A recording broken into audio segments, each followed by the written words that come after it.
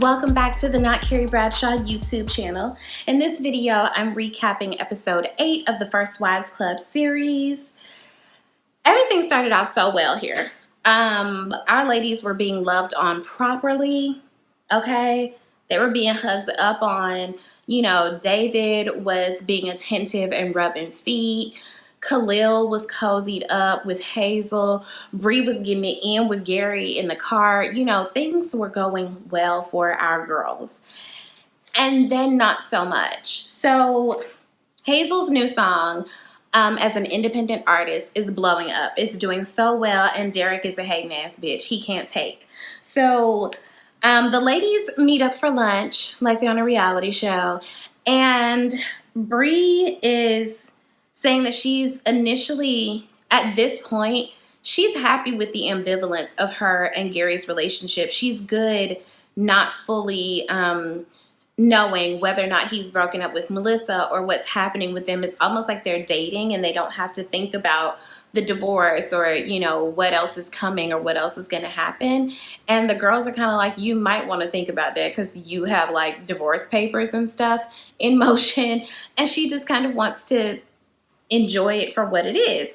Meanwhile, since David has a new campaign manager, Ari has more time now to devote back to representing Hazel as her divorce attorney, and Hazel really doesn't want her to investigate things any further. She just really wants to give up and kind of be done with the situation, and the ladies don't want her to just walk away from everything. It's like, don't give up the fight, but she feels like her song is doing really well. She doesn't want the blogs and the media to pick up information about her divorce and that overshadow the success of her song, which I kind of understand, but it's like, also, don't you just want to be separated from this man? Just a question.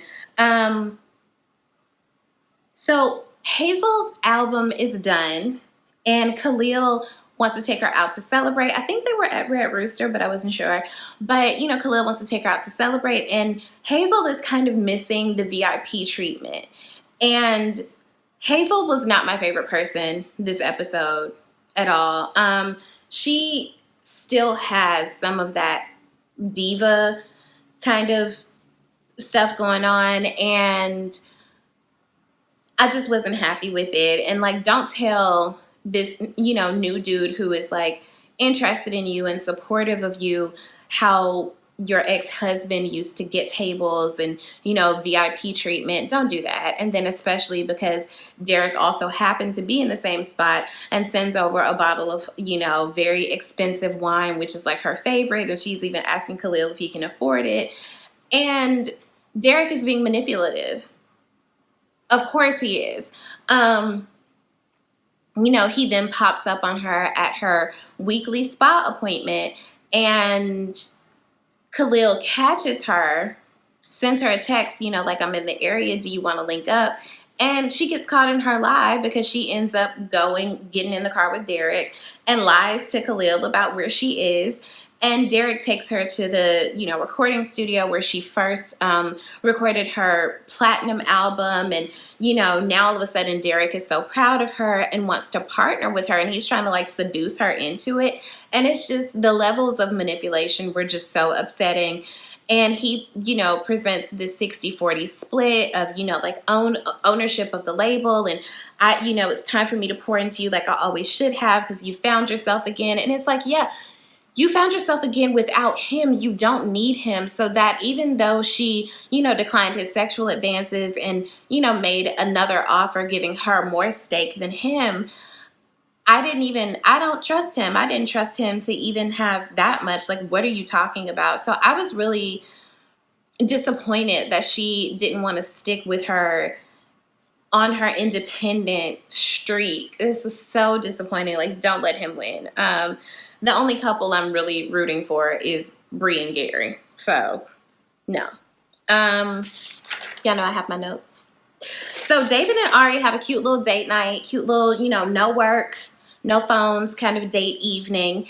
Or weekend. They go to a winery and it's all very cute. And I hate to admit I'm kind of believing David, but then I don't know. So, Bree and Gary have a little afternoon delight, and Bree ends up giving Gary an ultimatum because Melissa's calling and she's like, you know, are you seeing her or not? And he's like, what do you want? And, you know, she wants him to, she kind of says, you know, break it off with her and find out, which I don't like. You know, like, don't be vague. This is this person's life. You're either in or you're out. You know, and Gary agrees, like, I'll break it off with her. Cool. So Hazel tells the girls about this record label offer that Derek made her, and suddenly everybody is unleashing the tea about how they secretly have felt about everybody's man and everybody's relationship the whole time. You know, it's like, yeah, my man, you know, cheated, but this. And it's like, well, yeah, but at least my man ain't broke. And like, well, he is a politician, so can you really trust him? And, you know, they did bring up some good points about David, where it's like, what makes you think that this is going to last? Like, has he really convinced you? And I'm like, damn, he might have convinced me. So Hazel ends up getting put out. What is the phrase that my mama says? Like, you know, while you have your hand in the lion's mouth, play nice. Hazel, you ain't got no damn house. You can't be talking crazy to Bree in her own damn house. Where you gonna go? And she texts Khalil, and because she flexed on Khalil, Khalil ignored her. So she ended up, you know, having to fall back on Derek. And it's just like, if you're gonna be done with him, be done with him. My God, don't let this man manipulate you like this. So Gary and Bree sit down for this date where, you know, Bree is expecting that this is going to be their get back together conversation. And Gary is a bit apprehensive. And I think that he's making some very valid points. She showed up super late, missed their reservation time, didn't really reach out to Gary to let him know. And it seems that there's just a level of inconsideration on Bree's part. And Gary very rightfully is like, I don't want to go back into the same kind of dysfunction. Are you willing to actually work on this and make changes? Because if not, we're just going to go back to the same thing, and I can't survive another situation like this. And I applaud Gary for his communication skills, for him really saying, like, this is what I need, because so much of this has been on your terms.